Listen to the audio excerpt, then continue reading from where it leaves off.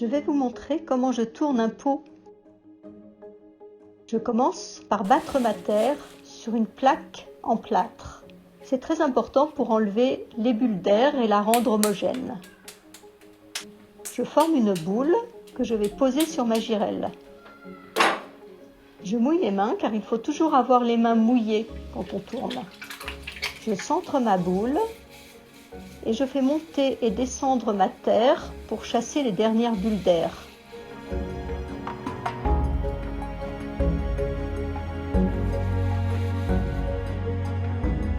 Je perce un trou et je fais le fond de mon pot.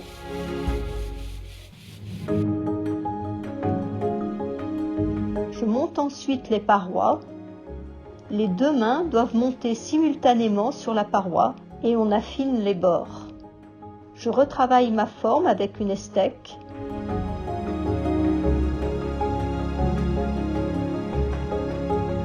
Je coupe ensuite mon pot. Je le détache de la girelle avec un fil de nylon et je le pose sur une petite planche de bois. Je laisse sécher 2 à 3 jours en fonction de la température. Ensuite, je vais tournasser le pot. Lorsqu'il a la consistance du cuir, il est plus solide, je le recentre sur ma girelle. On reprend la courbe et on creuse pour former le pied. On utilise des mirettes pour enlever la matière. Je travaille le grès qui est cuit à 1250 degrés, qui permet d'avoir des pots non gélifs qui peuvent rester à l'extérieur. Le tournassage est une phase plus longue que le tournage. Je perce le trou pour le drainage.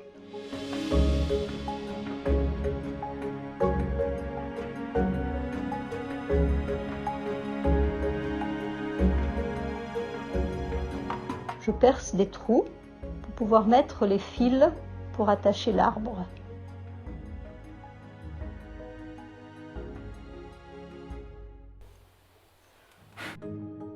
Je fais un petit trou d'évacuation.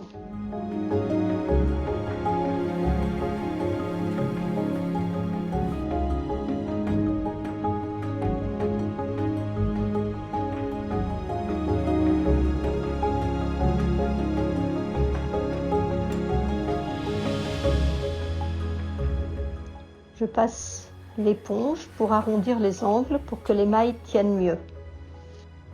Je pose ma signature avec un petit tampon, le S de Sabine, ainsi que le kanji qui veut dire prunusmum, mon arbre préféré.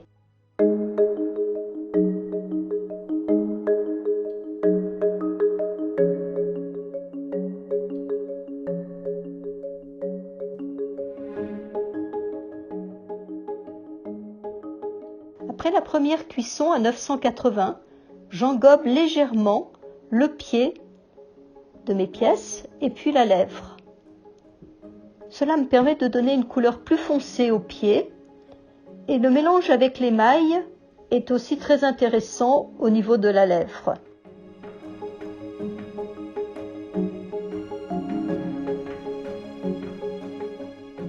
Nous préparons la plupart de nos émaux nous-mêmes.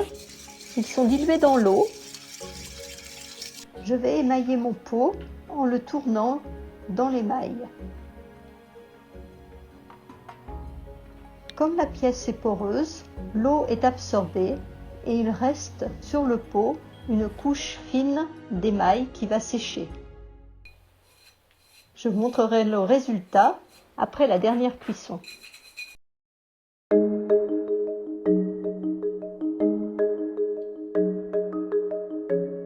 Lorsque je défourne, c'est toujours une surprise et un moment très agréable. Il y a parfois quelques déceptions. J'utilise plusieurs types d'émaux qui m'offrent une grande variété de couleurs. Voici le bleu Okinawa que nous venons de finaliser. Voici comme promis le petit pot terminé. J'aime les émaux dans lesquels des nuances apparaissent lors de la cuisson et qui font voyager ou rappellent des couleurs naturelles.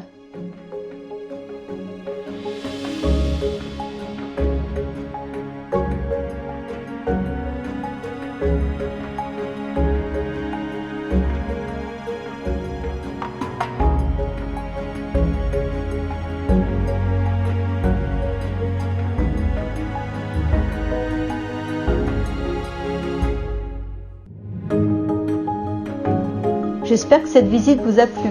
À bientôt!